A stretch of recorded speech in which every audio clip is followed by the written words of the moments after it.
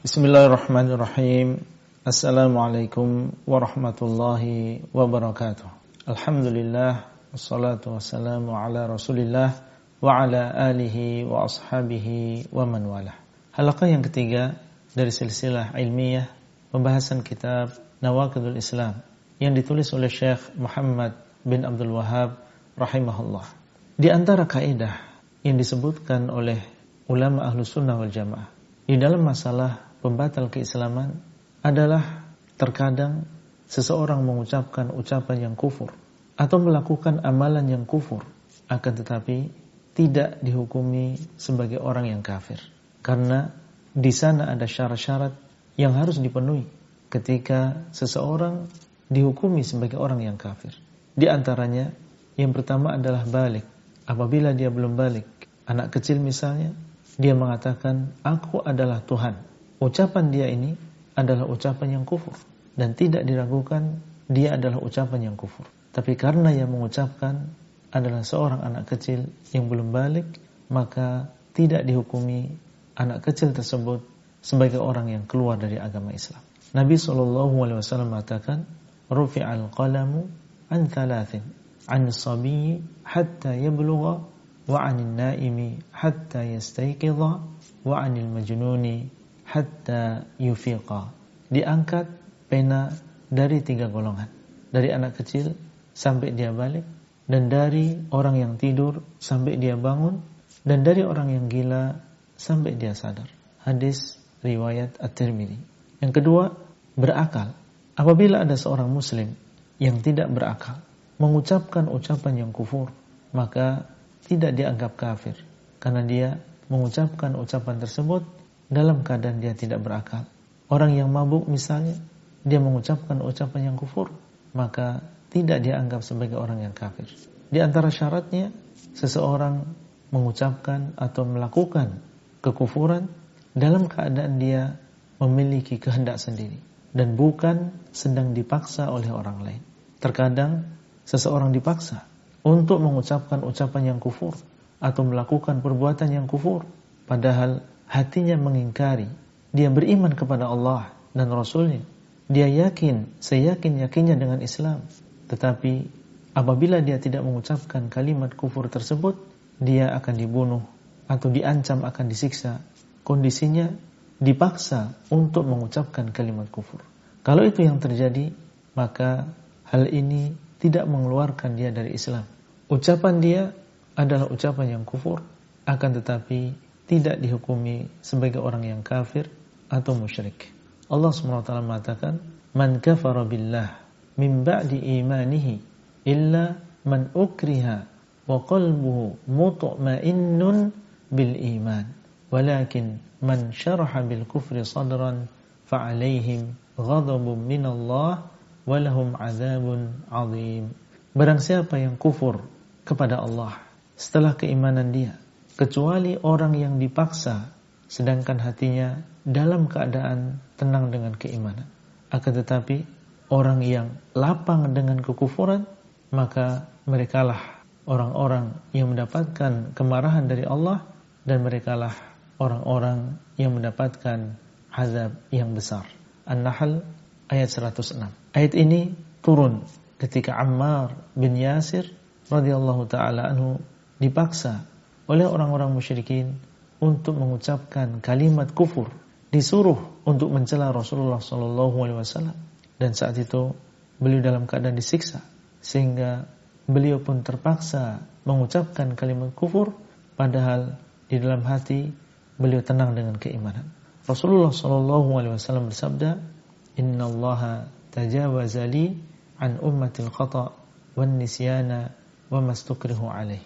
Sesungguhnya Allah telah memaafkan untukku dari umatku kesalahan, lupa, dan apa yang mereka dipaksa untuk melakukannya.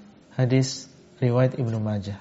Dari sini kita mengetahui kehati-hatian Ahlus Sunnah di dalam masalah nawaqidul Islam dan di dalam masalah pengkafiran.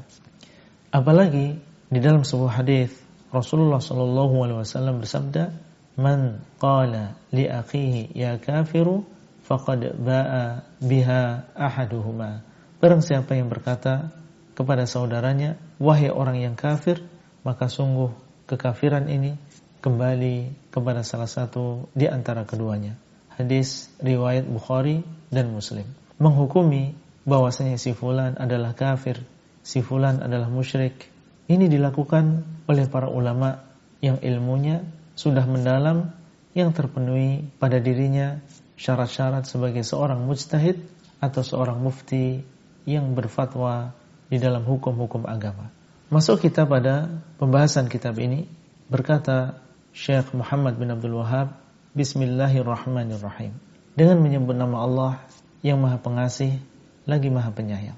Beliau memulai kitab ini dengan basmalah, meniru Allah di dalam Al-Quran, karena ayat yang pertama di dalam mushaf adalah basmalah, dan yang kedua meneladani Rasulullah SAW, karena ketika beliau menulis surat-surat dakwah kepada Islam, beliau SAW memulai surat-surat tersebut dengan basmalah.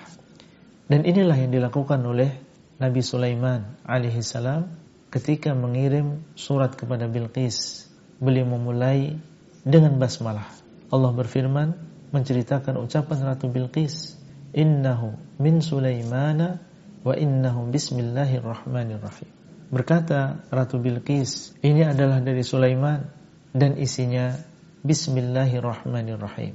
Surat An-Naml ayat 30, yaitu surat Nabi Sulaiman diawali dengan basmalah. Memulai dengan basmalah maksudnya adalah memohon pertolongan kepada Allah, karena ba di dalam ucapan bismillah adalah ba al-isti'anah, huruf ba yang maknanya memohon pertolongan. Bismillah dengan menyebut nama Allah maksudnya adalah aku memohon pertolongan kepada Allah dengan menyebut namanya. Ismullah, yaitu nama Allah, di sini mencakup seluruh nama Allah. Karena di dalam bahasa Arab, apabila sebuah kata yang mufrad atau tunggal disandarkan, maka maknanya adalah umum.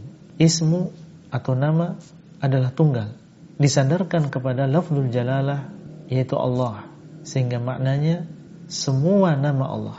Ini seperti kata ni'matullah di dalam firman Allah, ya ayyuhalladzina amanu udhkuru ni'matallahi 'alaikum.